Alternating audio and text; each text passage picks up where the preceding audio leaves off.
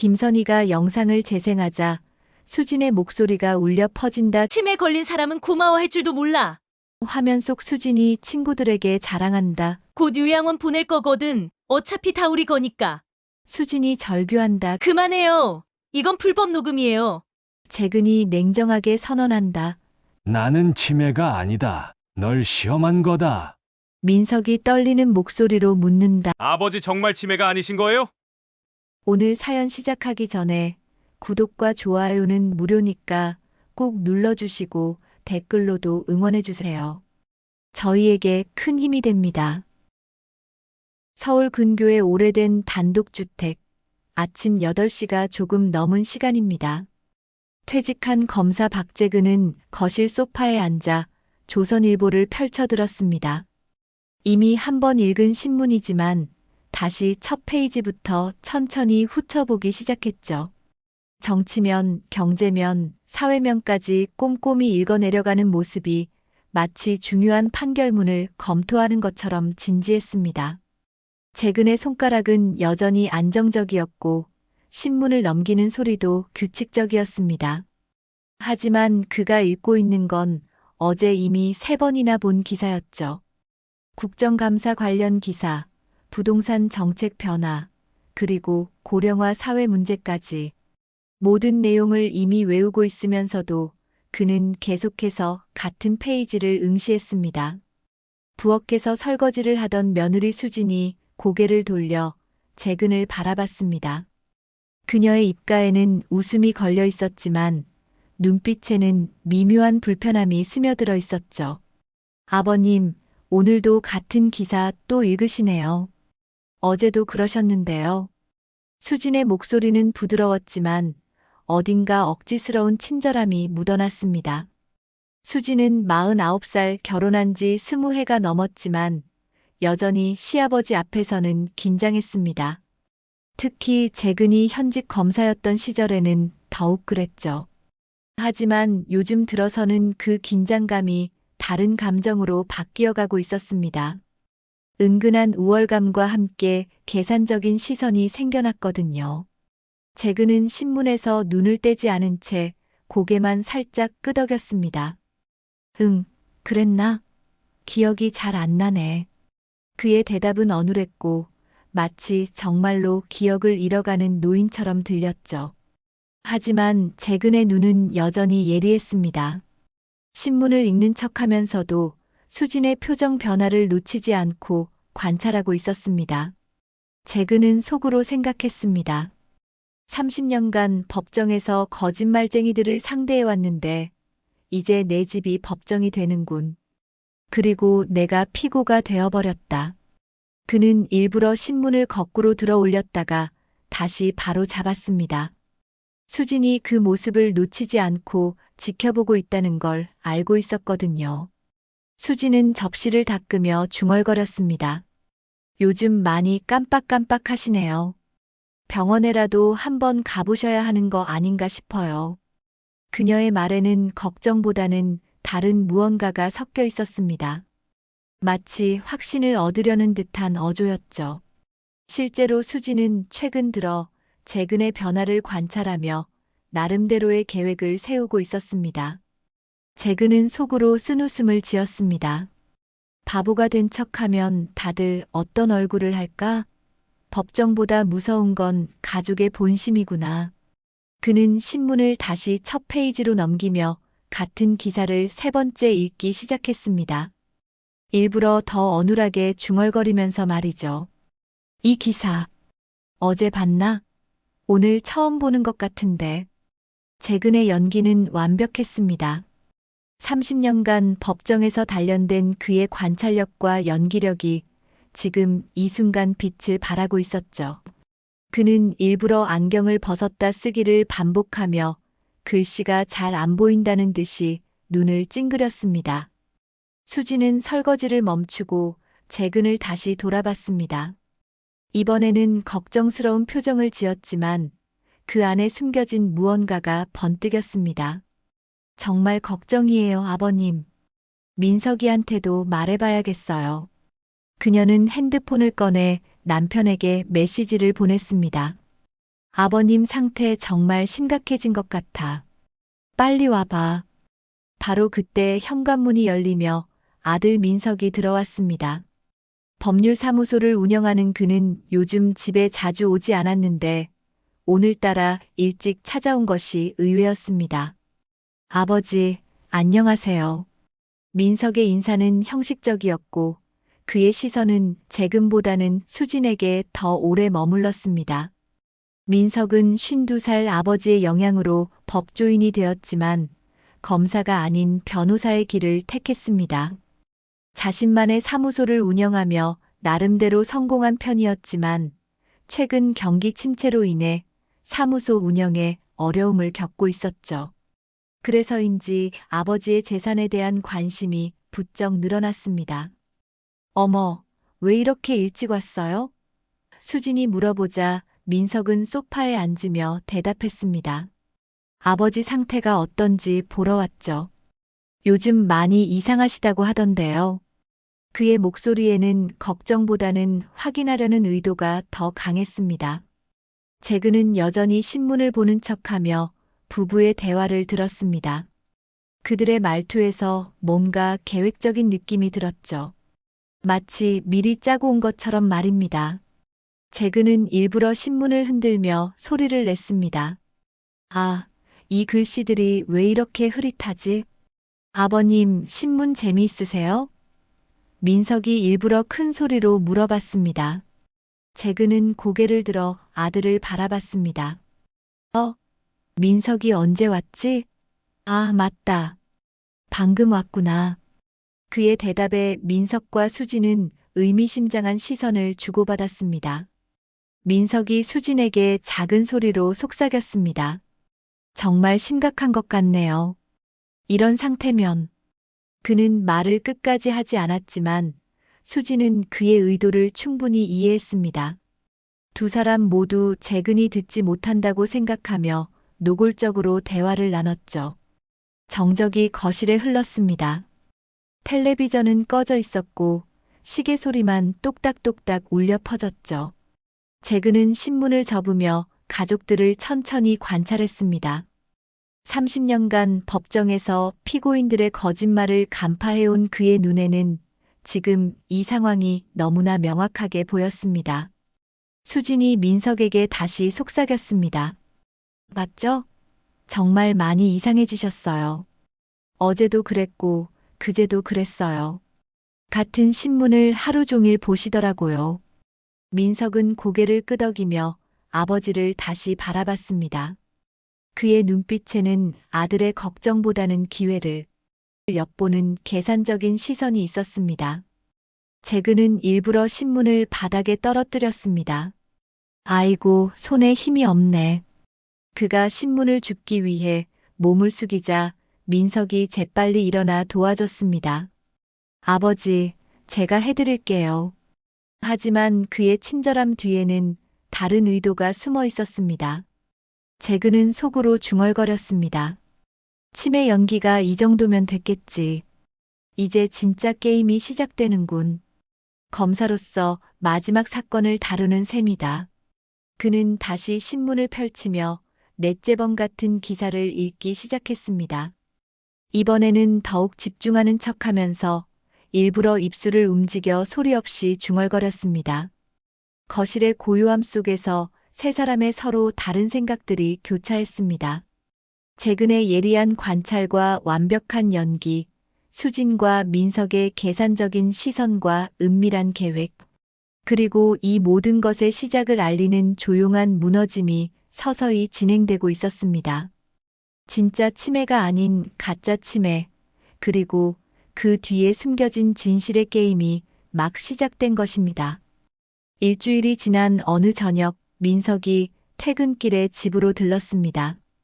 평소보다 일찍 온 것도 의외였지만 손에 든 서류 봉투가 더욱 눈에 띄었죠. 수지는 마치 기다렸다는 듯이 현관에서 그를 맞았습니다. 어머, 오늘은 왜 이렇게 일찍 와요? 하지만 그녀의 목소리에는 놀라움보다는 기대감이 섞여 있었습니다. 민석은 거실로 들어서며 소파에 앉아 있는 재근을 바라봤습니다. 여전히 신문을 들고 있는 아버지의 모습이 어제와 똑같았죠. 아버지, 안녕하세요. 재근은 고개를 천천히 들어 아들을 바라봤습니다. 민석이구나. 언제 왔지? 그의 반응은 지난주와 동일했습니다. 마치 매번 처음 보는 것처럼 말이죠. 수진이 차를 준비하며 민석에게 눈짓을 보냈습니다. 이미 두 사람 사이에는 무언의 합의가 이루어져 있는 듯 했죠.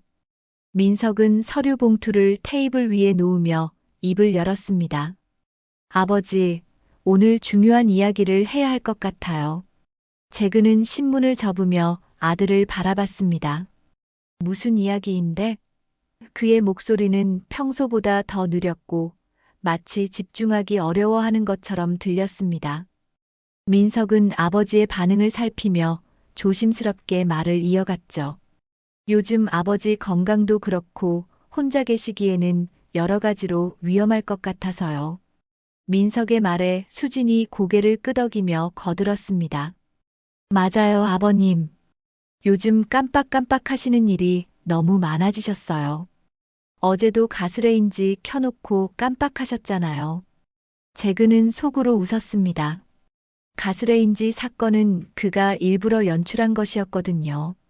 라면을 끓이다가 일부러 잠깐 자리를 비우고 수진이 발견하도록 만든 완벽한 연출이었죠. 그랬나? 기억이 안 나네. 재근은 머리를 극적이며 당황스러워하는 척했습니다. 민석이 서류 봉투에서 몇 장의 종이를 꺼냈습니다. 아버지, 이제 큰 재산도 없고 아파트도 제 명의로 돌려놓는 게 어떨까요? 그래야 나중에 상속세도 절약할 수 있고 복잡한 절차도 미리 정리할 수 있거든요. 그의 목소리는 침착했지만 눈빛에는 간절함이 스며들어 있었습니다. 수진이 옆에서 고개를 끄덕이며 미소를 지었습니다. 아버님, 편히 사시라고요. 복잡한 등기 이런 거 저희가 다 도와드릴게요. 아버님은 그냥 건강만 챙기시면 되세요. 그녀의 말투는 친절했지만 어딘가 서두르는 기색이 역력했습니다.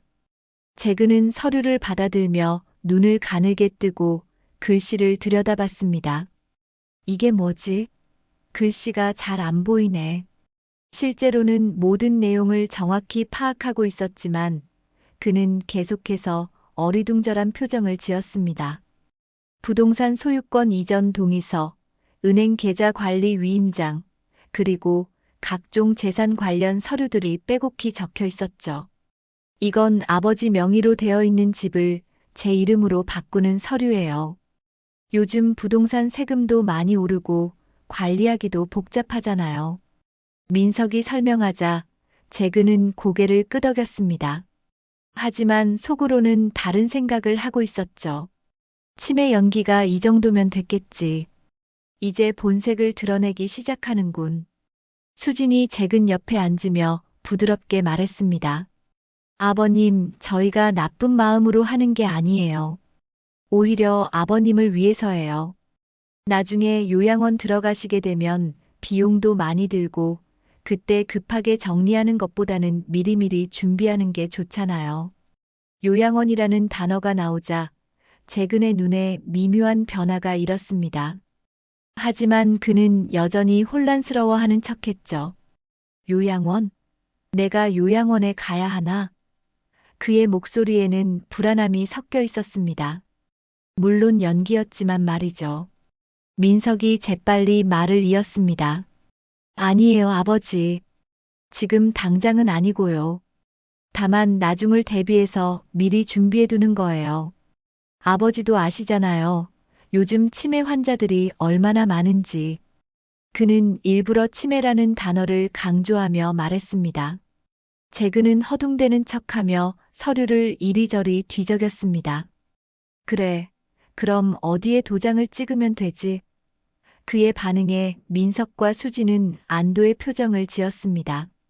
생각보다 쉽게 동의하는 아버지의 모습에 내심 놀랐지만 동시에 기뻐했죠. 아직은 안 되고요. 먼저 병원에서 정밀 검사를 받으셔야 해요. 그래야 서류가 정식으로 인정받거든요. 민석의 말에 재근이 고개를 갸우뚱했습니다. 병원? 왜 병원에 가야 하지? 수진이 설명했습니다. 치매 검사 받으시라는 거예요. 요즘 워낙 깜빡깜빡 하시니까 정확한 진단을 받아보시는 게 좋을 것 같아요. 그녀의 목소리에는 확신이 차 있었습니다. 마치 이미 결과를 알고 있는 것처럼 말이죠. 재근은 속으로 계획을 세웠습니다. 병원 검사라. 좋아. 그럼 진짜 치매 진단서를 받아오는 것도 나쁘지 않겠군. 어차피 내가 원하는 연기를 계속할 생각이니까. 그는 고개를 끄덕이며 말했습니다. 그래, 병원에 가보자. 정말 머리가 이상한 것 같으니까. 민석과 수지는 서로 의미심장한 눈빛을 주고받았습니다. 모든 것이 계획대로 진행되고 있었죠. 하지만 그들은 몰랐습니다. 재근이 이미 모든 것을 꿰뚫어보고 있다는 사실을 말이죠. 재근은 서류를 다시 한번 들여다보며 중얼거렸습니다. 그런데 이 집이 얼마나 되지? 값이 많이 올랐을 텐데. 그의 질문에 민석이 당황했습니다. 아, 그건. 나중에 정확히 알아보고 말씀드릴게요. 수진이 얼른 끼어들었습니다. 아버님, 그런 복잡한 건 신경 쓰지 마세요. 저희가 다 알아서 할 테니까요. 하지만 재근은 계속해서 질문했습니다. 은행 예금도 얼마나 있었지? 요즘 기억이 가물가물해서. 두 사람의 표정이 미묘하게 변했습니다. 재근의 질문이 생각보다 구체적이었기 때문이죠. 민석이 겨우 대답했습니다. 그것도 저희가 정리해서 말씀드릴게요. 아버지는 그냥 편히 계세요. 재근은 고개를 끄덕이며 서류를 민석에게 돌려줬습니다. 그래, 너희가 알아서 하거라. 나는 이제 늙어서 머리가 돌지 않는다. 그의 말에 민석과 수지는 완전히 안심했습니다. 이제 정말로 모든 것이 자신들의 손 안에 들어온 것 같았거든요. 하지만 재근의 마음속에는 다른 계획이 자리 잡고 있었습니다. 이제 진짜 게임이 시작되는군. 검사 생활 30년 마지막 사건이 가장 흥미로울 것 같다. 이틀 후, 재근은 민석과 함께 서울대병원 신경과를 찾았습니다. 병원 복도를 걸으며 재근은 일부러 휘청거리는 걸음으로 걸었고, 민석은 그런 아버지의 팔을 부축하며 걱정스러운 표정을 지었죠. 하지만 그 걱정 뒤에는 다른 감정이 숨어 있었습니다. 바로 기대감이었죠. 아버지, 천천히 걸으세요. 민석의 목소리는 친절했지만 어딘가 서두르는 기색이 있었습니다. 재근은 일부러 더 느리게 걸으며 중얼거렸습니다. 여기가 어디지? 왜 이렇게 사람이 많아? 병원 로비의 환자들을 보며 진짜 혼란스러워하는 척했죠. 진료실에 들어서자 의사는 재근에게 여러 가지 질문을 했습니다. 어르신, 오늘이 몇 월 며칠인지 아시나요? 재근은 잠시 머뭇거리다 대답했습니다. 3월? 아니면 4월? 실제로는 5월이었죠. 의사가 기록을 하자 민석이 옆에서 덧붙였습니다. 요즘 날짜 개념이 많이 흐려지셨어요. 대통령이 누구인지 아시나요? 의사의 질문에 재근은 고개를 갸우뚱했습니다. 김영삼? 아니면 김대중? 완전히 틀린 대답이었습니다. 의사는 고개를 끄덕이며 차트에 무언가를 적었죠. 민석의 입가에는 미묘한 미소가 스쳤습니다. 마치 예상했던 답변을 들은 것처럼 말이죠. 간단한 계산을 해볼까요? 100에서 7을 빼면 얼마죠? 의사가 물어보자 재근은 손가락을 꼽으며 계산하는 척했습니다. 93?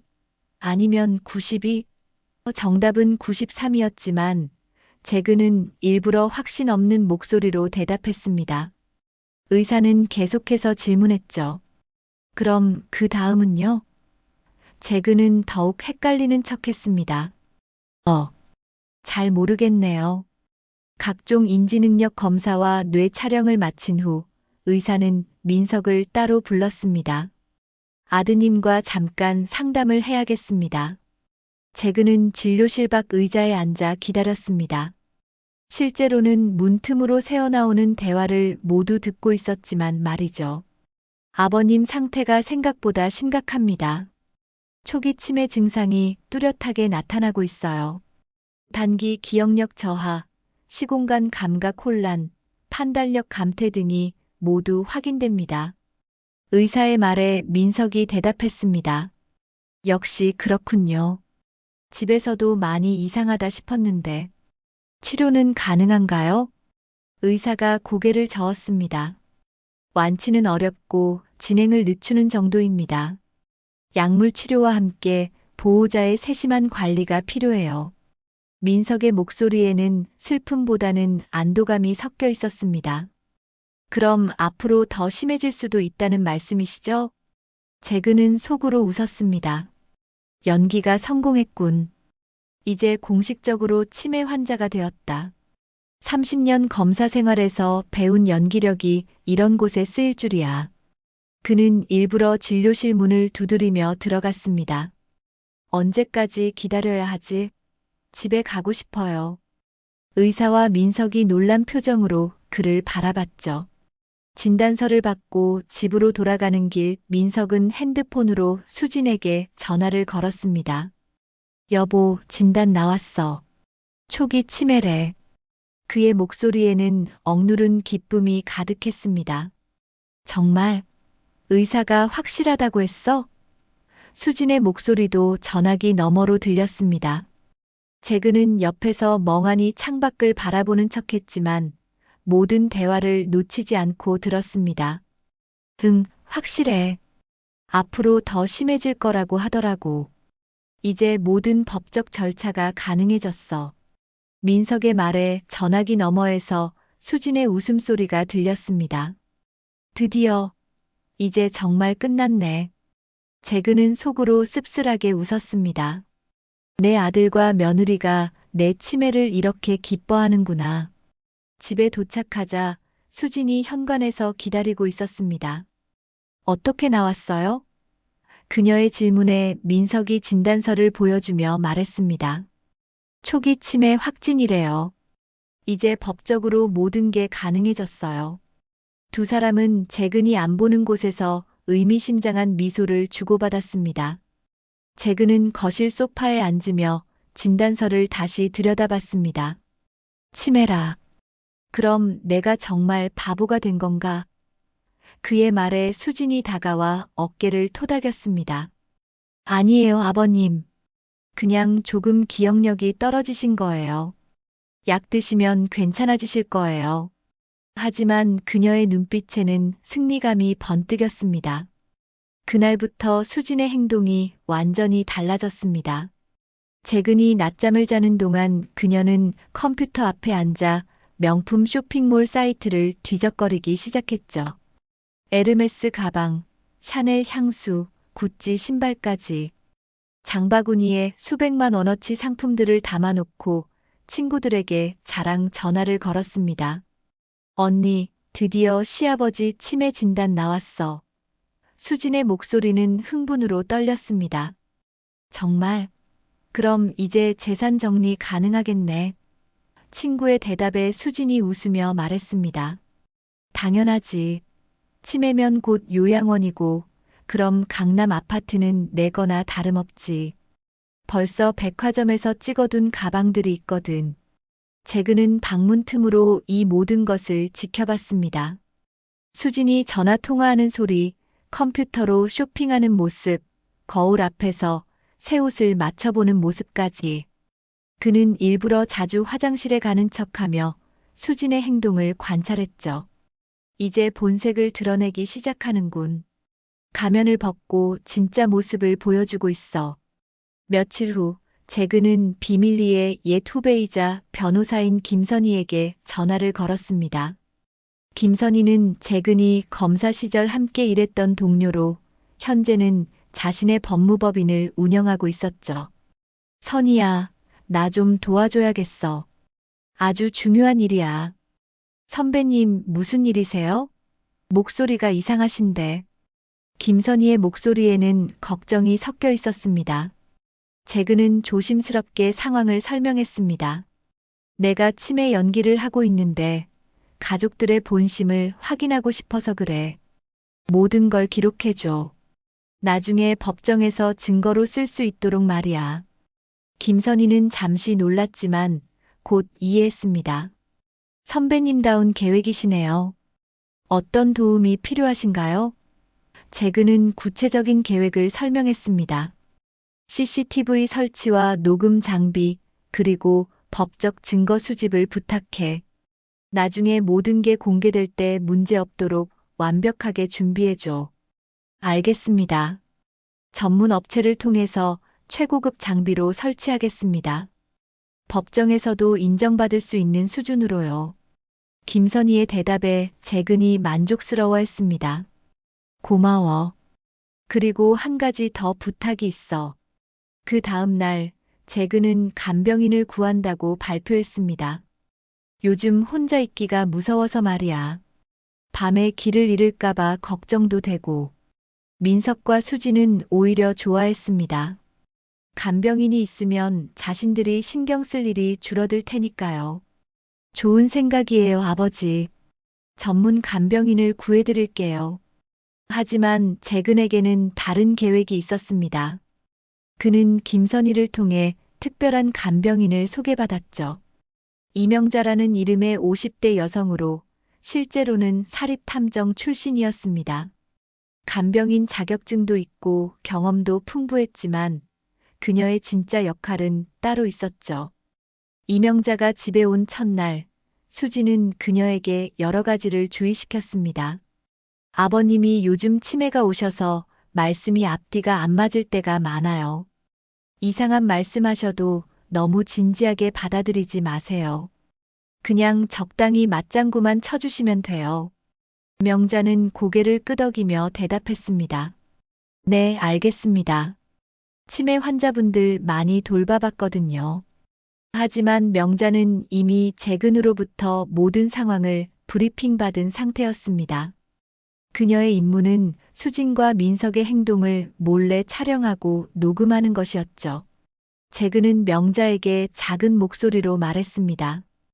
이제 진짜 증거 수집이 시작됩니다. 내부 증언자 역할을 부탁드려요. 일주일 후 재근의 80번째 생일이 다가왔습니다. 수지는 며칠 전부터 분주하게 준비를 하며 이번 생일 파티를 특별하게 만들겠다고 다짐했죠. 하지만 그녀의 진짜 목적은 따로 있었습니다. 재근의 치매를 공식적으로 알리고 동시에 자신들의 헌신적인 모습을 과시하려는 것이었거든요.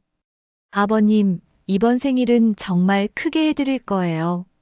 수진이 신나는 목소리로 말했습니다. 신사동에 있는 고급 한정식당 예약했어요. 아버님이 좋아하시는 전통 한식으로 준비했거든요. 재근은 고개를 끄덕이며 대답했습니다. 고마워, 수진아. 그런데 누가 온다고 했지? 수진은 손가락을 꼽으며 설명했습니다. 아버님 옛 동료분들, 친척분들, 그리고 저희 친구들까지. 총 20명 정도 될 것 같아요. 그녀의 눈에는 흥분이 가득했습니다. 마치 오랫동안 기다렸던 무대에 오르는 배우처럼 말이죠. 명자는 부엌에서 이 대화를 들으며 작은 녹음기를 켰습니다. 재근이 지시한 대로 모든 상황을 기록하고 있었죠. 수진이 전화로 친구들에게 하는 말들도 놓치지 않았습니다. 언니들, 이번 시아버지 생일날 꼭 와줘. 치매 진단받은 후 첫 생일이거든. 얼마나 안쓰러운지 보여줄게. 생일 당일 신사동 한정식당은 화려하게 꾸며졌습니다. 수지는 아침부터 미용실에 가서 머리를 했고 새로 산 명품 한복을 입고 나타났죠. 오늘은 우리 시아버지가 주인공이시니까 제가 최대한 예쁘게 차려입었어요. 그녀의 말에 재근이 웃으며 대답했습니다. 고마워, 정말 예쁘네. 하지만 재근은 수진의 한복값을 알고 있었습니다. 이틀 전 신용카드 명세서를 몰래 확인했거든요. 300만 원짜리 명품 한복이었죠. 내 치매를 핑계로 벌써 사치를 부리기 시작했군. 재근은 속으로 쓴웃음을 지었습니다. 손님들이 하나둘 도착하기 시작했습니다. 재근의 옛 검사 동료들, 법조계 인사들, 그리고 친척들까지. 수지는 입구에서 모든 손님을 맞으며 똑같은 말을 반복했습니다. 안녕하세요. 오늘 와주셔서 감사해요. 저희 시아버지 예전엔 검사셨지만 지금은 기억이 잘 안 나셔서요. 재근의 오랜 친구인 이 판사가 다가와 인사했습니다. 재근아, 오랜만이야. 요즘 어떻게 지내? 재근은 잠시 멍한 표정을 지으며 대답했습니다. 이 판사님이시죠? 맞나요? 이 판사는 당황스러워하며 수진을 바라봤습니다. 수진이 재빨리 다가와 설명했습니다. 아버님이 요즘 기억력이 많이 떨어지셔서요. 치매 진단을 받으셨거든요. 그녀의 목소리에는 슬픔이 묻어 있었지만 어딘가 과장된 느낌이 있었습니다. 이 판사는 놀란 표정으로 재근을 바라봤죠. 명자는 식당 구석에서 이 모든 장면을 몰래 촬영했습니다. 수진이 손님들에게 재근의 상태를 설명하는 모습, 그리고 재근이 연기하는 모습까지 모든 것이 완벽하게 기록되고 있었죠. 식사가 시작되자 수진은 더욱 적극적으로 나섰습니다. 여러분, 저희 시아버지를 위해 건배하겠습니다. 그녀가 잔을 들자 모든 손님들이 따라했습니다. 아버님의 건강과 장수를 위해서요. 하지만 그녀의 진짜 속마음은 달랐습니다. 이제 얼마 안 남았지. 곧 요양원 보내고 나면 자유롭게 살 수 있어. 재근은 손님들과 대화하며 일부러 헷갈리는 모습을 보였습니다. 김 과장님. 아니, 김 부장님이셨나? 죄송해요. 요즘 기억이 가물가물해서요. 하지만 식사 중간 갑자기 예전 이야기를 또렷하게 꺼내기 시작했습니다. 아, 맞다. 이 판사님 기억나세요? 10년 전에 그 뇌물 사건 때 말이에요. 재근의 목소리가 갑자기 명확해졌습니다. 피고인이 법정에서 거짓말하는 걸 우리가 어떻게 잡아냈는지 기억하세요? 모든 손님들이 놀란 표정으로 재근을 바라봤습니다. 수지는 당황하며 재빨리 개입했습니다. 아버님, 지금은 식사 시간이에요. 옛날 이야기는 나중에 해요. 하지만 재근은 계속 말을 이었습니다. 그때 증거 조작한 변호사 있었잖아요. 결국 우리가 다 밝혀냈는데 그의 기억력은 놀랍도록 정확했습니다. 이 판사가 놀라며 말했습니다. 재근아, 너 정말 정확하게 기억하는구나. 치매라면서? 재근은 잠시 멍한 표정을 지으며 대답했습니다. 제가 무슨 소리를 했나요? 기억이 안 나네요. 다시 원래의 모습으로 돌아간 것이죠. 수지는 얼른 웃으며 상황을 넘겼습니다. 아버님이 가끔 이러세요. 옛날 기억은 생생한데 방금 전 일은 까먹으시거든요. 치매 초기 증상이라고 의사 선생님이 그러시더라고요. 손님들은 고개를 끄덕이며 이해한다는 표정을 지었습니다. 명자는 이 모든 장면을 놓치지 않고 촬영했습니다. 재근의 또렷한 기억력과 수진의 당황스러운 표정, 그리고 급하게 상황을 무마하려는 모습까지 완벽한 증거 영상이 만들어지고 있었죠. 식사가 끝날 무렵 수지는 마이크를 잡고 감동적인 스피치를 시작했습니다. 여러분, 오늘 시아버님의 80번째 생일을 함께 축하해 주셔서 정말 감사합니다. 그녀의 목소리에는 눈물이 맺혔습니다. 비록 시아버님이 많이 편찮으시지만 저희가 끝까지 모시겠습니다. 손님들은 박수를 치며 감동했습니다. 하지만 재근은 수진의 연기를 뚫어져라 바라봤죠. 정말 완벽한 연기다. 나보다 더 뛰어난 배우일지도 모르겠군. 그는 속으로 감탄하면서도 씁쓸함을 느꼈습니다. 민석도 마이크를 잡고 말했습니다. 아버지, 정말 고생 많으셨어요.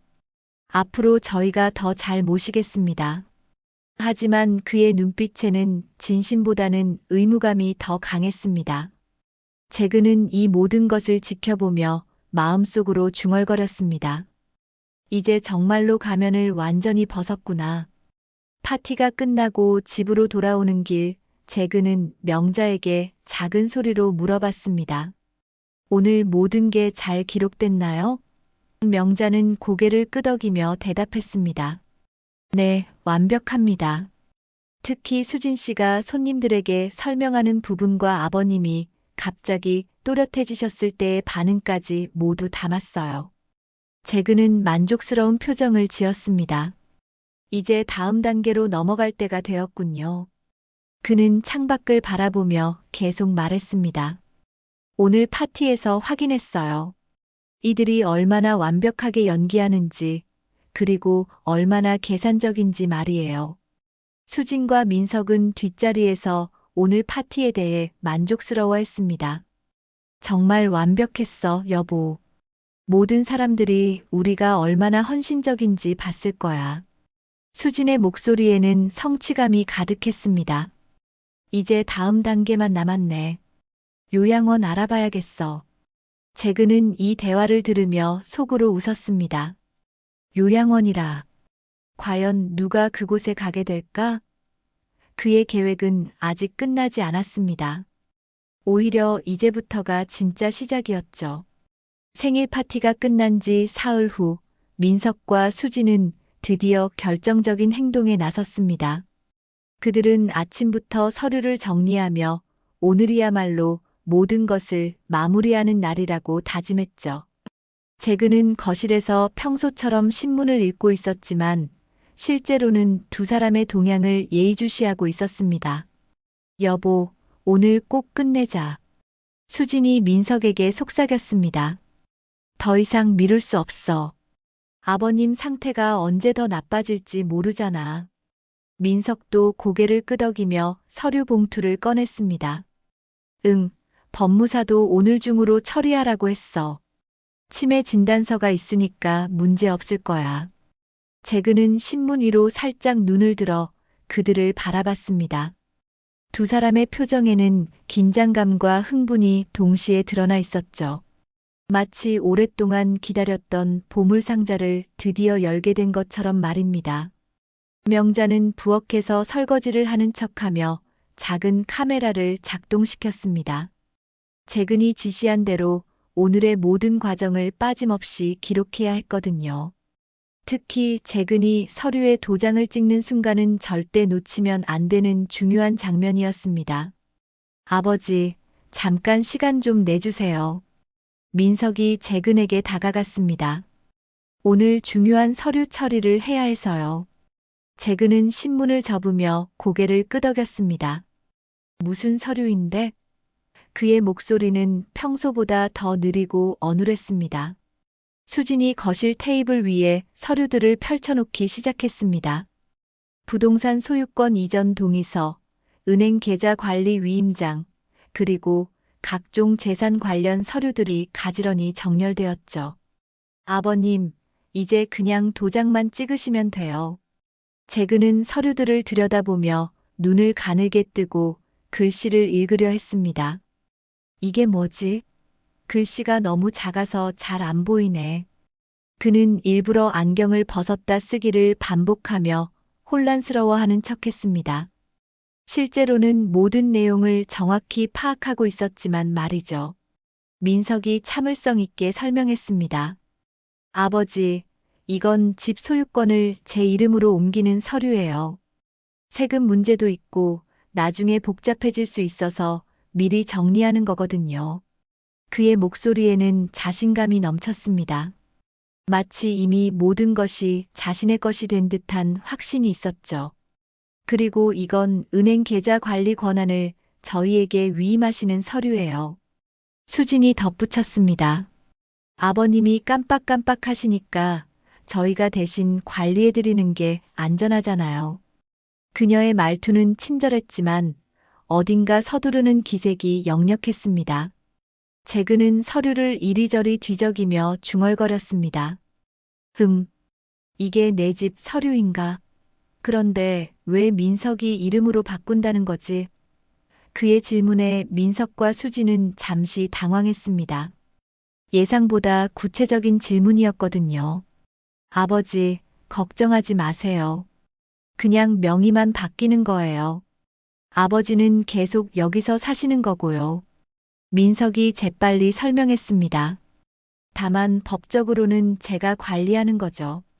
나중에 상속세도 절약할 수 있고요. 수진도 거들었습니다. 맞아요, 아버님. 요즘 부동산 세금이 얼마나 복잡한지 아세요?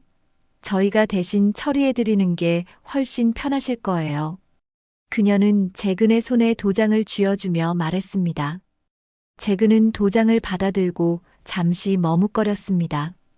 그런데 이 집값이 얼마나 되지? 요즘 많이 올랐다던데.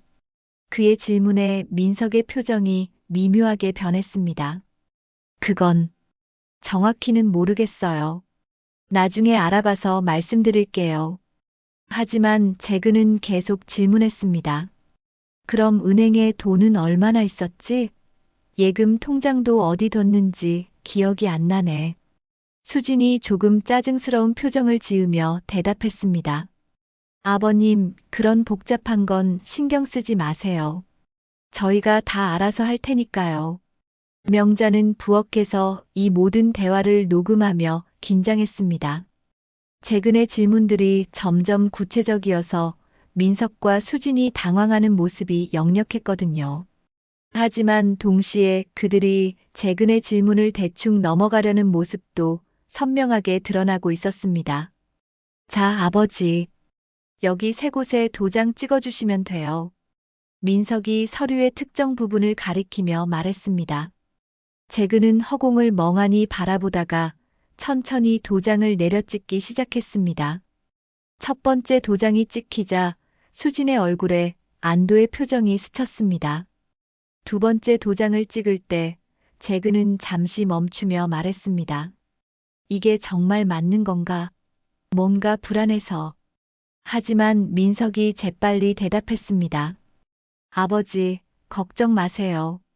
저희가 아버지를 위해서 하는 일이니까요. 세 번째이자 마지막 도장을 찍는 순간 재근은 깊은 한숨을 쉬었습니다. 후, 이제 됐나?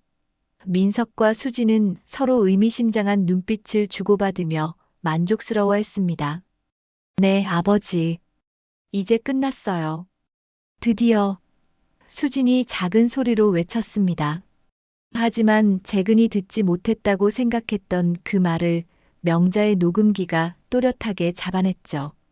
민석도 이제 정말 끝났다며 웃음을 터뜨렸습니다. 재근은 일부러 혼란스러워하는 표정을 지으며 물어봤습니다. 그런데 내가 방금 뭘 한 거지? 도장을 왜 찍었나? 수진이 재빨리 대답했습니다. 아무것도 아니에요, 아버님. 그냥 집 관리 서류였어요. 하지만 그 순간 명자가 재근에게 다가와 귓속말했습니다. 아버님, 물 좀 드릴까요? 겉으로는 평범한 말이었지만 이는 미리 약속된 신호였습니다. 모든 게 녹화되고 녹음되었다는 뜻이었죠. 재근은 고개를 끄덕이며 대답했습니다. 그래, 고마워요. 하지만 그의 눈빛에는 다른 의미가 담겨 있었습니다. 이제 모든 증거가 확보되었다는 안도감과 함께 곧 진실이 밝혀질 것이라는 확신이 스며들어 있었죠. 민석과 수지는 서류를 정리하며 서로 축하했습니다. 정말 수고했어, 여보. 이제 법무사한테 가져가기만 하면 끝이야. 수진의 목소리에는 승리감이 가득했습니다. 우리가 드디어 해냈어. 하지만 그들은 몰랐습니다.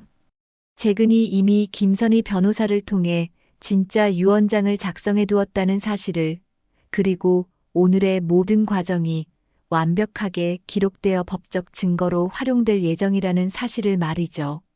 재근은 안방으로 들어가며 속으로 중얼거렸습니다. 이제 게임의 절반이 끝났군.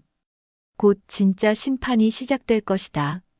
그의 금고 안에는 진짜 유언장과 함께 모든 증거 자료들이 안전하게 보관되어 있었습니다.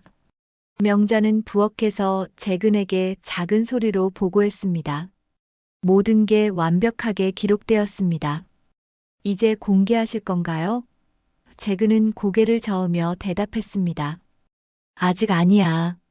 조금 더 기다려보자. 더 확실한 증거가 필요해. 서류에 도장을 찍은 지 일주일이 지났습니다. 민석과 수지는 법무사 사무실을 다녀온 후 완전히 달라진 모습을 보였죠. 마치 오랫동안 짊어지고 있던 무거운 짐을 내려놓은 것처럼 가벼워 보였습니다. 하지만 재근은 이 모든 변화를 놓치지 않고 관찰하고 있었습니다. 여보, 정말 끝났어. 수진이 부엌에서 민석에게 속삭였습니다. 법무사가 모든 서류가 완벽하다고 하더라고. 이제 집도 계좌도 다 우리 거야. 그녀의 목소리에는 억눌렀던 기쁨이 터져 나왔습니다. 재근은 거실에서 텔레비전을 보는 척하며 이 대화를 모두 듣고 있었죠. 민석도 만족스러운 표정으로 대답했습니다. 정말 다행이야. 아버지가 더 심해지기 전에 처리해서. 만약 늦었다면 법적으로 문제가 될 수도 있었거든. 그는 냉장고에서 맥주를 꺼내며 축배를 들었습니다. 우리의 승리를 위해서. 재근은 속으로 쓴웃음을 지었습니다. 승리라. 과연 누구의 승리일까? 그는 일부러 큰 소리로 중얼거렸습니다. 무슨 승리? 누가 이겼다는 거지? 민석과 수지는 깜짝 놀라며 재근을 바라봤습니다. 아, 아버지. 언제부터 깨어 계셨어요? 수진이 당황하며 물어봤습니다. 재근은 멍한 표정을 지으며 대답했습니다. 깨어 있었나? 잠들어 있었나? 기억이 안 나네. 그의 연기는 여전히 완벽했습니다. 수지는 안도의 표정을 지으며 민석에게 눈짓했습니다. 다행히 재근이 그들의 대화를 제대로 이해하지 못한 것 같았거든요. 하지만 재근은 모든 것을 정확히 파악하고 있었습니다. 심지어 그들의 미묘한 표정 변화까지도 말이죠. 그날 저녁 수지는 오랜만에 친구들과 만나기로 했습니다. 강남의 고급 레스토랑에서 열리는 모임이었죠. 그녀는 새로 산 명품 가방을 들고 나가며 민석에게 말했습니다. 오늘은 좀 늦을 것 같아. 친구들이랑 오랜만에 만나거든.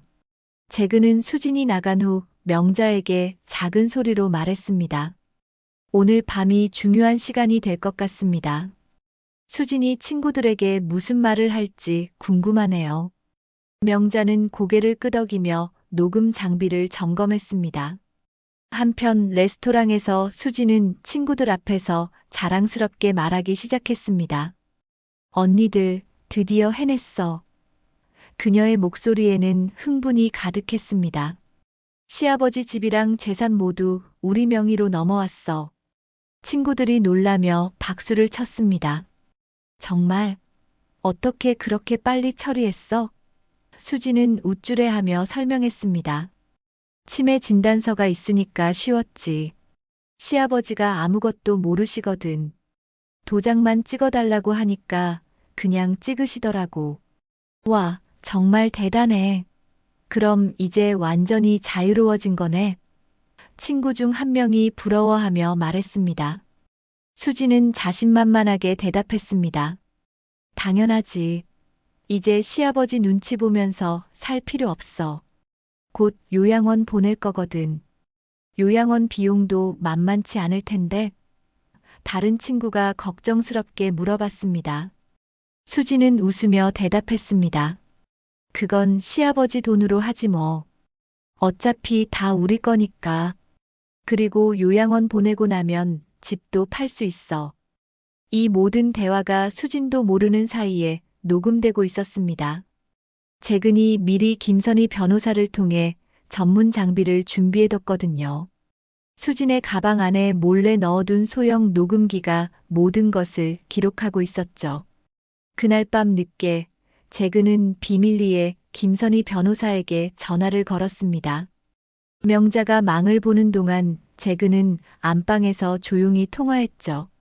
선희야, 이제 마지막 준비를 해야 할 때야. 선배님, 모든 증거가 준비되었습니다. 김선희의 목소리에는 확신이 차 있었습니다. CCTV 영상, 녹음 파일, 그리고 명자 씨의 증언까지 법정에서 충분히 인정받을 수 있는 수준입니다. 재근은 만족스럽게 고개를 끄덕였습니다. 그리고 수진 씨의 횡령 증거도 확보했습니다. 이명자가 계속 보고했습니다. 신용카드 명세서, 온라인 쇼핑 내역, 친구들과의 통화 녹음, 그리고 오늘 저녁 레스토랑에서의 대화까지 모든 것이 완벽하게 정리되어 있어요. 재근은 자신의 금고를 열었습니다. 그 안에는 직접 자필로 작성한 진짜 유언장이 들어 있었죠. 두꺼운 봉투에 담긴 유언장에는 재근의 정교한 필체로 모든 내용이 상세히 기록되어 있었습니다. 나는 여전히 검사다. 다만 이 법정은 내 집이고 배심원은 내 기억이지. 그는 유언장을 꺼내며 중얼거렸습니다. 유언장에는 재근의 진짜 뜻이 담겨 있었습니다. 민석에게는 법률사무소 임대료의 일부만을, 수진에게는 아무것도 남기지 않는다는 내용이었죠. 대신 재산의 상당 부분은 자신에게 진심으로 헌신해준 명자에게 감사의 표시로 일정 금액을 남기고 나머지는 사회복지단체나 의료기관에 기부한다는 내용이었습니다. 가족의 배신에 대한 응답이면서 동시에 사회에 대한 마지막 봉사였죠. 하지만 그보다 더 중요한 내용이 있었습니다. 만약 나의 가족들이 진정한 뉘우침을 보인다면 이 유언장을 무효화하고 다시 작성할 의사가 있다는 조항이었습니다. 재근은 여전히 가족에게 마지막 기회를 주고 싶어 했던 것입니다. 하지만 선희야, 가족은 법보다 잔인할 수 있지만 용서할 기회도 줘야 한다고 생각해. 재근의 목소리에는 복잡한 감정이 섞여 있었습니다. 마지막으로 한 번 더 기회를 주고 싶어. 다음 날 아침, 재근은 특별한 계획을 실행에 옮겼습니다. 그는 일부러 아침 일찍 일어나 거실에서 오래된 사진첩을 펼쳐놓고 있었죠. 민석이 어렸을 때 사진, 가족여행 사진, 그리고 민석의 사법고시 합격 축하 사진까지. 민석이 출근 준비를 하며 거실을 지나다가 재근을 발견했습니다. 아버지, 이렇게 일찍 일어나셨어요? 재근은 사진을 들여다보며 대답했습니다. 응, 잠이 안 와서 말이야. 이 사진들을 보니까 옛날 생각이 나네. 이게 민석이가 사법고시 합격했을 때 사진이지? 재근이 한 장의 사진을 들어보였습니다. 그 사진 속에는 젊은 민석과 자랑스러워하는 재근의 모습이 담겨 있었죠. 민석은 잠시 감정이 복받쳐 올랐습니다. 네, 맞아요. 그때 아버지가 얼마나 기뻐하셨는지. 민석의 목소리가 조금 떨렸습니다. 하지만 곧 현실로 돌아왔죠. 지금의 재근은 예전의 아버지가 아니라 치매 환자일 뿐이었으니까요. 재근은 계속해서 사진을 넘기며 말했습니다. 민석아, 너는 정말 내 자랑이었어. 아버지를 따라 법조인이 되어줘서 고마웠지. 그의 말에 민석은 잠시 죄책감을 느꼈습니다. 하지만 그 감정은 오래가지 않았죠. 수진이 부엌에서 나와 이 광경을 보며 짜증스러워했습니다. 아버님, 또 옛날 사진 보고 계세요? 어제도 보셨잖아요. 그녀는 민석에게 눈짓하며 빨리 출근하라고 재촉했습니다. 재근은 사진첩을 덮으며 중얼거렸습니다. 그랬나? 기억이 안 나네. 요즘 같은 일을 계속 반복하나 봐. 하지만 속으로는 다른 생각을 하고 있었죠. 이제 마지막 테스트를 해볼 때가 되었군. 그날 오후 재근은 민석과 수진을 거실로 불러 중요한 발표를 하겠다고 말했습니다. 오늘 너희들에게 중요한 이야기가 있어. 민석과 수진은 호기심 어린 표정으로 재근 앞에 앉았습니다. 혹시 또 다른 재산 이야기일까 하는 기대감이 그들의 눈에 반짝였죠. 무슨 말씀이세요, 아버지? 민석이 물어봤습니다. 재근은 진지한 표정으로 입을 열었습니다. 내가 요즘 기억이 많이 나빠졌잖아. 그래서 생각해봤는데 너희들이 나를 어떻게 생각하는지 궁금해졌어. 이 질문에 민석과 수지는 조금 당황했습니다. 예상과 다른 화제였거든요. 수진이 재빨리 대답했습니다. 무슨 말씀이세요? 저희는 항상 아버님을 존경하고 사랑하고 있어요. 하지만 그녀의 목소리에는 진심보다는 의무감이 더 강했습니다. 명자는 부엌에서 이 모든 대화를 녹음하고 있었습니다. 재근의 직접적인 질문에 대한 민석과 수진의 반응, 그들의 진심 어린 답변인지 아니면 거짓된 답변인지 모든 뉘앙스가 증거로 기록되고 있었죠. 다음 날 아침, 재근은 평소보다 일찍 일어나 정장을 차려입었습니다. 오랜만에 입는 정장이었지만 여전히 그에게 잘 어울렸죠. 거울 앞에서 넥타이를 매며 재근은 중얼거렸습니다. 오늘이 마지막 법정이 되겠군. 그의 눈빛에는 예전 검사 시절의 날카로움이 되살아나고 있었습니다. 민석과 수지는 재근의 평소와 다른 모습에 의아해했습니다. 치매 환자가 혼자서 정장을 제대로 차려입는다는 것이 이상했거든요. 아버지, 어디 가시는 거예요? 민석이 물어보자 재근은 잠시 멍한 표정을 지으며 대답했습니다. 어디 간다고? 아, 맞다. 오늘 중요한 일이 있다고 했지. 재근은 다시 치매 연기로 돌아갔지만 그의 움직임은 평소보다 훨씬 정확했습니다. 넥타이도 완벽하게 매고 구두도 반듯하게 신었죠. 수진이 이상함을 느끼며 물어봤습니다. 무슨 일이세요? 왜 이렇게 정장을 입으세요? 기억이 잘 안 나네. 아무튼 너희들이 거실에 있어야 한다고 했던 것 같은데. 재근의 대답에 민석과 수지는 서로 불안한 눈빛을 주고받았습니다. 뭔가 평소와 다른 분위기가 흘렀거든요. 명자는 부엌에서 이 모든 것을 지켜보며 재근에게 작은 소리로 말했습니다. 준비가 모두 완료되었습니다. 재근은 고개를 끄덕이며 대답했습니다. 고마워요. 이제 진짜 심판이 시작됩니다. 오전 10시 현관벨이 울렸습니다. 명자가 문을 열자 김선희 변호사가 서류 가방과 노트북을 들고 들어왔죠. 그녀는 정장을 입고 완전 무장한 상태였습니다. 안녕하세요. 김선희 변호사입니다. 그녀의 등장에 민석과 수지는 더욱 당황했습니다. 변호사님이 왜 여기에? 민석이 놀라며 물어봤습니다. 그의 목소리에는 불안감이 역력했죠. 김선희는 차분하게 대답했습니다. 박재근 선생님께서 부탁하신 일이 있어서 왔습니다. 오늘 중요한 가족 회의를 하신다고 하시더군요. 수진이 더욱 의심스러워하며 물어봤습니다. 아버님이 변호사님을 부르셨다고요? 언제요? 김선희는 미소를 지으며 대답했습니다. 며칠 전에 직접 연락하셨어요. 아주 정확하고 구체적으로 말이죠. 재근이 거실로 나와 김선희를 반갑게 맞았습니다.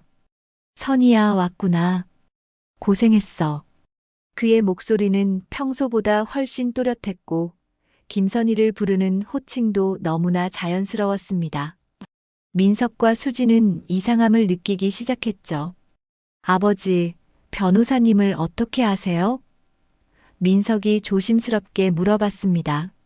재근은 잠시 멍한 표정을 지으며 대답했습니다. 이분이 누구지? 왜 여기 계시지? 하지만 그의 연기는 이전과 다르게 어색했습니다. 김선희가 노트북과 서류들을 거실 테이블에 정리하기 시작했습니다. 프로젝터까지 설치하자 민석과 수지는 점점 불안해졌죠. 뭘 하시는 거예요? 수진이 떨리는 목소리로 물어봤습니다. 자, 모두 앉아보자. 재근이 가족들을 거실에 앉히며 말했습니다. 그의 목소리에는 검사 시절의 권위가 되살아나고 있었죠. 오늘 유언장을 수정하겠다. 이 말에 민석과 수진의 얼굴이 잠시 밝아졌습니다. 혹시 더 많은 재산을 물려주려는 것일까 하는 기대감이 들었거든요. 하지만 재근의 다음 말에 그들의 표정이 굳어버렸습니다. 그 전에 너희들에게 보여줄 것이 있어. 너희들의 진짜 모습을 말이야. 김선희가 노트북을 조작하자 벽면 스크린에 영상이 나타나기 시작했습니다. 첫 번째 영상에는 며칠 전 민석과 수진이 서류에 도장을 받아내는 장면이 선명하게 담겨 있었죠. 음질도 화질도 완벽했습니다. 이게 뭐죠? 수진이 떨리는 목소리로 물어봤습니다. 재근은 침착하게 대답했습니다. 너희들의 진짜 모습이야. 내가 치매 환자인 줄 알고 방심했을 때의 모습 말이지. 영상에서는 수진이 드디어 라고 외치는 소리가 또렷하게 들렸습니다. 민석이 화면을 보며 얼굴이 창백해졌습니다. 이제 정말 끝났다며 웃는 자신의 모습이 그대로 재생되고 있었거든요. 아버지, 이건 어떻게? 하지만 재근은 손을 들어 그를 제지했습니다. 아직 끝나지 않았어. 두 번째 영상이 재생되기 시작했습니다. 이번에는 수진이 친구들과 강남 레스토랑에서 나눈 대화였죠. 화면에는 수진이 명품 가방을 자랑하며 웃는 모습이 담겨 있었습니다. 치매 걸린 사람은 고마운 줄도 몰라. 빨리 내보내고 끝내자고. 수진의 목소리가 거실에 생생하게 울려 퍼졌습니다. 시아버지 눈치 보면서 살 필요 없어. 곧 요양원 보낼 거거든. 어차피 다 우리 거니까. 수진은 자신의 목소리를 듣고 완전히 얼어붙었습니다. 그녀의 모든 계획과 속마음이 적나라하게 드러나고 있었거든요. 세 번째 영상에는 민석이 법무사 사무실에서 나눈 전화 통화가 담겨 있었습니다. 아버지 상태가 더 나빠지기 전에 빨리 처리해야 해. 치매 환자니까 법적으로 문제 없을 거야. 민석은 자신의 목소리를 듣고 고개를 떨어뜨렸습니다. 재근은 영상을 잠시 멈추고 두 사람을 날카롭게 바라봤습니다. 어떠냐? 너희들의 진짜 모습이 어떻게 보이냐? 그의 목소리에는 분노와 실망이 섞여 있었습니다. 이제 녹음도 들어보자. 김선희가 또 다른 장비를 조작하자 더욱 생생한 대화들이 흘러나왔습니다. 수진이 친구들에게 자랑하며 말한 모든 내용들이 하나하나 재생되었죠. 시아버지 돈으로 요양원 비용 내고 집도 팔 수 있어서 완전 대박이야. 그만해요. 수진이 소리치며 일어났습니다. 이건 불법 녹음이에요. 법적으로 인정받을 수 없어요. 하지만 김선희가 서류를 꺼내며 차분하게 대답했습니다. 모든 녹음과 촬영은 당사자의 동의 하에 이루어졌습니다. 박재근 선생님 본인의 집에서 본인이 직접 지시한 것입니다. 여기 모든 법적 절차가 기록되어 있어요. 김선희는 공증받은 서류들을 보여주었습니다. 그리고 명자 씨는 정식으로 고용된 간병인이면서 동시에 이 모든 과정의 증인입니다. 민석이 떨리는 목소리로 물어봤습니다. 아버지, 정말 치매가 아니신 거예요? 병원 진단서도 가짜였단 말이에요? 재근은 또렷하게 대답했습니다. 병원 진단서는 진짜야. 다만 내가 일부러 틀린 답을 한 거지. 재근이 계속 설명했습니다. 30년간 검사로 일하면서 수많은 거짓말쟁이들을 상대해왔어. 그런데 내 가족이 가장 완벽한 거짓말쟁이들이었다니. 그의 목소리에는 깊은 배신감이 묻어 있었습니다. 나는 치매가 아니다. 널 시험한 거다. 나를 법보다 얕본 내 죄, 이제 갚아라. 재근의 선언에 거실이 조용해졌습니다. 오직 시계 소리만이 째깍째깍 울려 퍼졌죠. 수진이 울먹이며 무릎을 꿇었습니다. 아버님, 저희가 잘못했어요. 정말 잘못했어요. 용서해 주세요. 하지만 재근의 표정은 단호했습니다. 용서, 언제까지 기회를 줘야 하나? 이미 충분한 기회를 줬어. 민석도 아버지 앞에 무릎을 꿇으며 빌었습니다. 아버지, 제발. 기회를 한 번 더 주세요. 정말 뉘우치고 있어요. 하지만 재근은 고개를 저었습니다. 뉘우침? 지금 이 순간도 진심인지 아니면 또 다른 연기인지 어떻게 믿나? 김선희가 진짜 유언장을 꺼냈습니다. 이것이 박재근 선생님의 진짜 유언장입니다. 공증받고 법적 효력을 갖춘 정식 문서죠. 재근은 유언장을 펼치며 엄숙하게 낭독하기 시작했습니다. 김선희가 진짜 유언장을 펼치자 거실의 분위기가 더욱 무거워졌습니다. 재근은 안경을 쓰고 유언장을 천천히 읽기 시작했죠. 그의 목소리는 법정에서 판결문을 낭독하던 때처럼 엄숙하고 확고했습니다. 박재근의 최종 유언장을 낭독하겠습니다. 재근이 공식적인 어조로 말을 시작했습니다. 이 유언장은 정신이 온전한 상태에서 자필로 작성되었으며 김선희 변호사와 이명자 씨가 증인으로 참석하였습니다. 민석과 수지는 숨을 죽이고 재근의 말을 들었습니다. 그들의 얼굴에는 절망과 후회, 그리고 마지막 희망이 뒤섞여 있었죠. 혹시라도 용서받을 수 있을까 하는 간절함이 눈에서 읽혔습니다. 첫째, 아들 민석에게는 현재 운영 중인 법률사무소의 임대료 지원금으로 월 200만 원씩 10년간 지급한다. 재근의 첫 번째 선언에 민석의 얼굴이 잠시 밝아졌습니다. 하지만 그것이 전부가 아니라는 것을 곧 깨달았죠. 단, 이는 민석이 앞으로 10년간 매월 나를 찾아와 안부를 묻고 진정한 효도를 실천할 경우에만 해당한다. 재근이 조건을 덧붙이자 민석은 고개를 끄덕였습니다. 네, 아버지. 꼭 그렇게 하겠습니다. 하지만 재근은 냉정하게 계속했습니다. 하지만 오늘까지의 행동을 볼 때 그 가능성은 희박하다고 판단된다. 따라서 이 조항이 이행되지 않을 경우 해당 금액도 사회복지단체에 기부한다. 두 번째 조항이 더욱 충격적이었습니다. 둘째, 며느리 수진에게는 어떠한 재산도 상속하지 않는다. 재근의 선언에 수진이 무너져 내렸습니다. 아버님, 제발. 하지만 재근은 흔들리지 않았습니다. 수진은 나의 치매를 이용해 재산을 가로채려 했고 나를 요양원에 보내려는 계획을 세웠다. 무엇보다 나의 상황을 친구들에게 자랑거리로 사용했다. 재근의 목소리에는 깊은 실망이 묻어 있었습니다. 셋째, 간병인 이명자에게는 감사의 표시로 3천만 원을 지급한다. 이 말에 명자가 놀라며 고개를 저었습니다. 아버님, 저는 그런 걸 바라고 한 게 아니에요. 재근이 따뜻하게 미소 지으며 대답했습니다. 알고 있어요. 그래서 더욱 받을 자격이 있는 거죠. 재근은 계속해서 유언장을 읽었습니다. 넷째, 현재 거주 중인 주택과 토지는 매각하여 그 대금을 사회복지법인과 의료기관에 균등 분할하여 기부한다. 이 선언에 민석과 수지는 완전히 절망했습니다. 다섯째, 모든 예금과 적금, 주식 등의 금융자산 역시 위와 같은 방식으로 기부한다. 재근의 목소리는 흔들림이 없었습니다. 내 평생 모은 재산이 탐욕스러운 가족이 아닌 정말 필요한 곳에 쓰이기를 바란다. 수진이 울면서 매달렸습니다.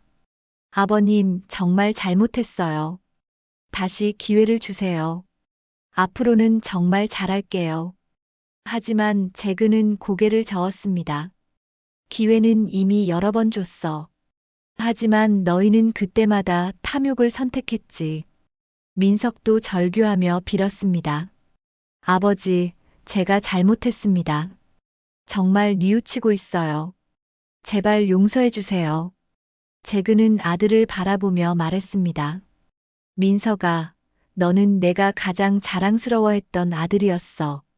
하지만 지금은 그때 재근의 목소리가 잠시 떨렸습니다. 지금은 내가 가장 실망스러워하는 사람이야. 민석은 그 말에 더욱 깊이 고개를 숙였습니다. 아버지의 실망이 얼마나 큰지 느낄 수 있었거든요. 김선희가 법적 절차를 설명했습니다. 이 유언장은 즉시 효력을 발휘합니다. 그리고 며칠 전에 작성된 재산 이전 서류들은 모두 무효 처리됩니다. 민석과 수진이 마지막으로 의지했던 희망마저 무너져 버렸죠. 사기와 속임수로 얻어낸 서류는 법적 효력이 없습니다. 김선희가 덧붙였습니다. 특히 치매 환자를 속여서 얻어낸 동의는 더욱 그렇죠. 하지만 이 경우에는 박재근 선생님이 정상적인 판단 능력을 가진 상태였으므로 사기죄가 성립됩니다. 수진이 공포에 질린 표정으로 물어봤습니다. 사기죄요? 그럼 우리가 처벌받는 건가요? 김선희가 고개를 끄덕였습니다.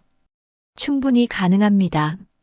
하지만 박재근 선생님께서 관대하게 처리하고 싶어 하신다면 고발하지 않을 수도 있어요. 재근은 잠시 생각하더니 말했습니다. 고발은 하지 않겠어. 하지만 조건이 있어. 민석과 수진이 희망에 찬 눈빛으로 재근을 바라봤습니다. 무엇이든 하겠습니다, 아버지. 앞으로 1년 동안 매주 한 번씩 요양원에서 봉사활동을 해라. 재근의 조건에 두 사람이 고개를 끄덕였습니다. 그리고 진정으로 뉘우치는 마음으로 살아가라. 그것이 내가 주는 마지막 기회다. 명자가 재근에게 조심스럽게 물어봤습니다.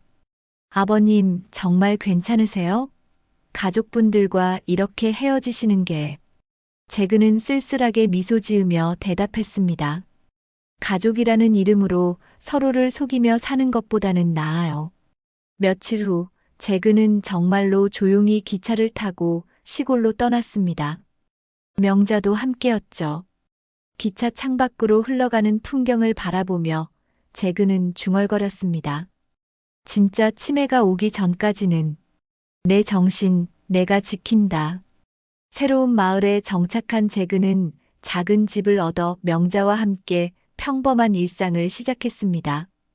아침에는 신문을 읽고 오후에는 마을 사람들과 바둑을 두며 저녁에는 명자와 함께 텔레비전을 시청했죠. 마지막 장면은 재근이 한적한 마을 정자에서 라디오를 들으며 미소 짓는 모습이었습니다. 그의 손에는 검찰 공무원 퇴직증이 담긴 낡은 서류가 있었죠. 라디오에서는 클래식 음악이 흘러나오고 있었습니다. 검사로서의 마지막 사건을 마무리했군. 이제는 그냥 박재근으로 살아보자. 그는 서류를 가슴에 품으며 평화로운 표정을 지었습니다. 멀리서 명자가 차를 준비하는 소리가 들려왔죠. 재근은 일어서며 마을을 바라봤습니다. 이곳에서는 누구도 그의 과거를 모르고 누구도 그의 재산을 탐하지 않았습니다. 그저 박재근이라는 한 사람으로만 인정받으며 살 수 있는 곳이었죠. 진실은 결국 승리한다. 재근의 마지막 독백이 평화로운 마을 풍경과 함께 화면을 채웠습니다. 그의 얼굴에는 더 이상 분노나 실망이 아닌 진정한 평안함이 담겨 있었습니다. 끝까지 시청해 주셔서 감사합니다. 저희 이야기가 작은 위로가 되었길 바랍니다. 구독과 좋아요는 무료니까 꼭 눌러주시고 댓글로도 응원해 주세요. 다음에도 좋은 이야기로 찾아뵙겠습니다.